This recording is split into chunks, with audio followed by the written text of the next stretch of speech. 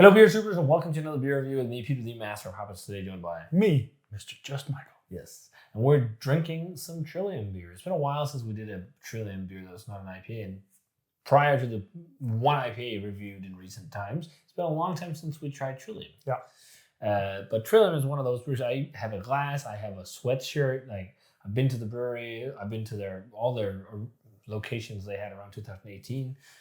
Really love their stuff, and I had a great time there. I've done videos you can check out if you want. Because Nick, who did What Cheers, works for Trillium, so we got to hang out, and I got a very good experience visiting the breweries, which was awesome. The brewery and the locations. This is a barrel-aged stout from them. I don't think we've reviewed too many of their stouts, but they do have some that are highly acclaimed. They've done all those inspired by desserts, with it like tiramisu on the label and all that. But this is not a pastry stout. This is a straight barrel-aged Imperial stout. And this is a collaboration with Weathered Souls Brewing out of San Antonio, Texas. I'm guessing SA must be San Antonio. I'm guessing. So San Andreas. San Andreas, Texas. And this is a bottle of Trillium and Weathered Souls Feed Your Soul Barrel-Aged Edition. And I like that name because what it is a reference to is barbecue, and barbecue is definitely soul food. We're going to be having barbecue in a little over a week from now. Almost 2 weeks. I'm going to be barbecuing a whole hog front end because I can't do a whole hog on my smoker. And I'm not going to build a pit for this weekend for that. But we're going to try and do a whole front end. It's going to be good. Shoulder is there. Pork butt is there. I think it's going to be some good pulled pork. So this is all this barbecue stuff. This is a smoked Imperial stout.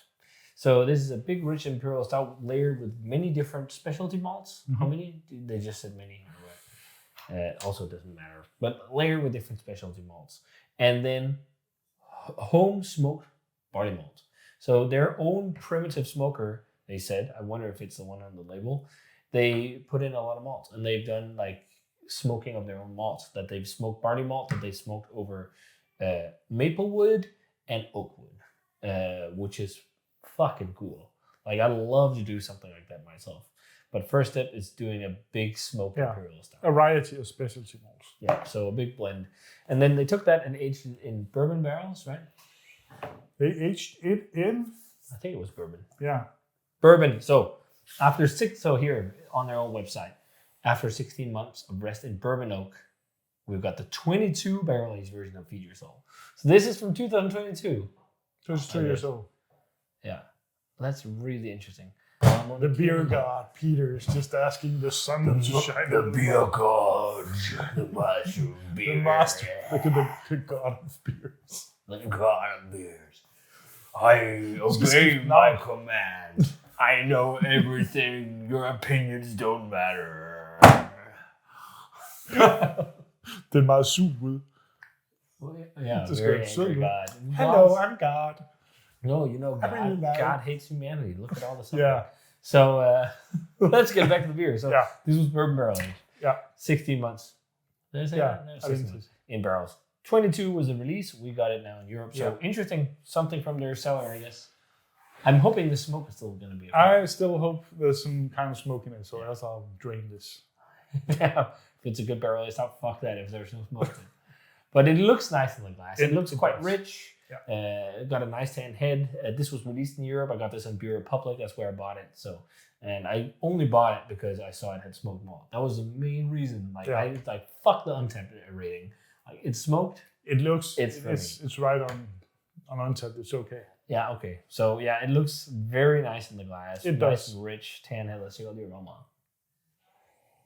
Sticky molasses bourbon. This smells very nice. It does. It's a bit new school, but also old school in smell, because there's definitely licorice and caramel and charry notes. But you know what? I don't think it's per se really smoky, but I think there's notes that reminds me of barbecue, like bark. Yeah, I see that. Smoked meat. The smoke is soft, I think. It also said it's just underlying. Yeah, it's and not just complementing the other nuances. And then maybe that's why it's. But I can see the smokiness. Yeah. And it's lots of chocolate to me. Yeah. Heavy chocolate nuances. A bit of coffee too. Yeah, for sure. Really nice caramelized note there from the barrel, like this caramelized, drying, oaky note, like fudgy bourbon. It also said sweet licorice. I can see that too. Yeah, totally. Also, a little bit of like a dry, kind of dark fruity note, like a little bit of like some kind of dark fruit tipped in like really. But I really chocolate. like that the smoke is just there. Yeah, I like that as well. Because it can easily be too much. But I think for you and me, it would not be too much. Nah. So, but it smells. Really. It smells like a really good stout. Let's try it. Cheers. Cheers.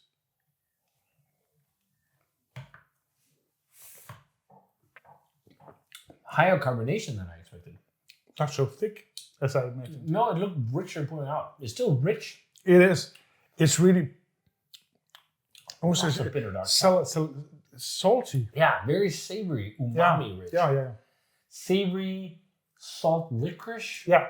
Like Scandinavian salty licorice. But the smoke is so soft. Like I think blind, I might just think it's a barrel-aged stout. Yeah. There's not like a dead giveaway that it's smoked. I think maybe you can get. I would maybe have guessed some smoked whiskey barrels or something. But it's also not saying anywhere on the label smoked Imperial stout. The only reason why I know is because I Googled the beer and found out. Because of the picture. Yeah. And then because... The smoker. Yeah, the smoker. And then apparently also Weathered Soul's founder, head brewer, is part of the brewing initiative called Black Lives Matter.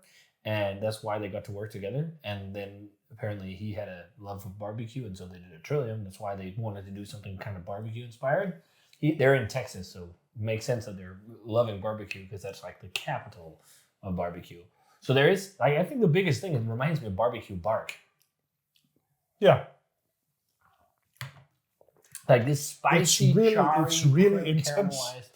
It's really intense. It's really intense. Really, this is actually also roasty. It's really roasty, deep. It's just hanging there. The tastes. It's almost like going into the vibes of some of the.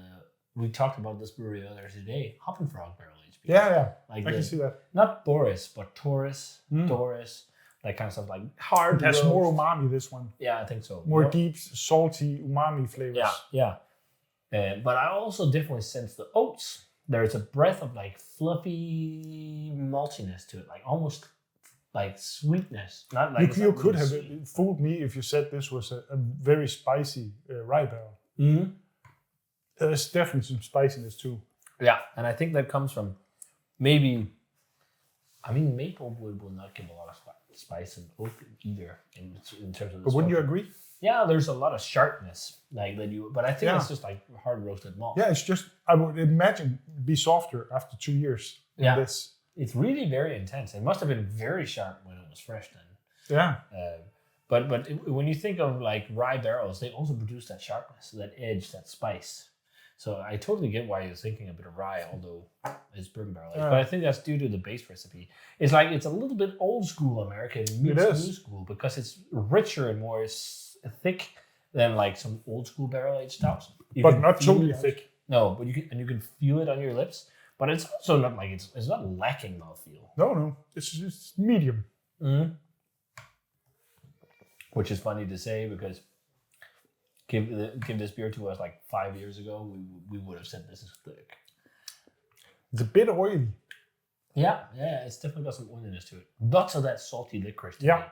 Burnt toffee notes as well. Like roasty coffee, dark chocolate. Definitely. Again, dark fruits, not like heavily dark fruity, but it's almost like a raisin or something like or dark black cherry. Some soap that's dried, that's been soaked in spirit or something, and then covered in dark chocolate. It's like all of these really dark, like 80% dark chocolate. Like it's not a dark. You should taste one of these small bottles from Tom's or Anton Berg. Yeah. These spirity chocolate bottles. Oh, yeah. It could, the taste you have after eating one of those. Yeah, I think they do one with Jack Daniels. Yeah, actually, so Grand Marnier and a lot of others. Or maybe there's definitely a Jack Daniels liqueur chocolate bottle thing. But yeah, a lot of richness, a lot of depth. I think it could have some brightness to lift everything up. Just a little bit. Brightness. brighter flavor, like sweeter caramel, vanilla. Oh yeah, something like that, because it comes. It's very dark, very heavy. And I think there needs to be just a little bit, like, just to be like, this is fucking great, but there needs to be something extra just to make it like. Like when you think of the best barrel-aged stouts they've had more complexity from the barrel. I agree. More richness. They've had both bright and like heavy flavors, but aggressive swirling. Now it's okay to lick my finger. That's a new thing. Lick the table. Are you ready? I didn't even get it off. Crap. I would dust on my tongue now. Well, aggressive. We've only done one review today. Yeah, and that's a big tall boy. Two big tall boys. This is great though. I think this is great barrel aged stout. I actually think two big tall boys. Two big tall boys.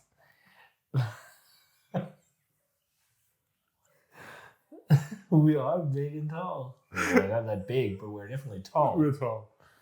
Yeah.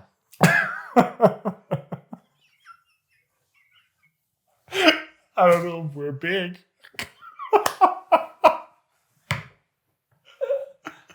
Oh, you made it so dirty, man. Rating wise, I think I'm on a 93. 92, 93 in that area. I was thinking the same. Early 90s is really good. What would sell me more on this was that I think the problem here is that I was expecting smoke, and it says delicate. I was expecting more smoke to this. Yeah, but they say it's just so underlying to embrace the other taste. It's just like I wished for more. Yeah, because I really love smoked beers so much, and I would love to see like a massive Imperial stout of this caliber, but with full-on fucking smoke. The entire base grist is smoked malt. And bananas. Smoked bananas. No. But like that would be so nice. Yeah. But I agree with the 93. It's a really good barrel-aged beer. Yeah. It's really nice. And the base beer is intense and deep. And it tastes like a nice big stout. It's not like, it tastes like Imperial stout. It's not like just pure brownie batter, fudge, like no depth. Like even in pastry stouts, you need that roasted edge, I think, especially when they're barrel aged, for them to be really nice.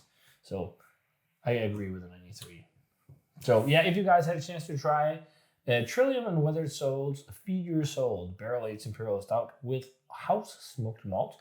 Let us know what you thought of it. And as always, remember to comment, subscribe to the Facebook fan page, Twitter, and Instagram. Give the video a thumbs up, join, ring the bell for future notifications about videos. And we're going to say cheers in Smoky Stout and see you guys in another beer review. And by the way, as it's warmed now, it does have a little bit more sweetness. Yeah, but it doesn't change anything really. Nothing vast. Yeah. Same beer, just more warm. Cheers. Cheers. Tall boy.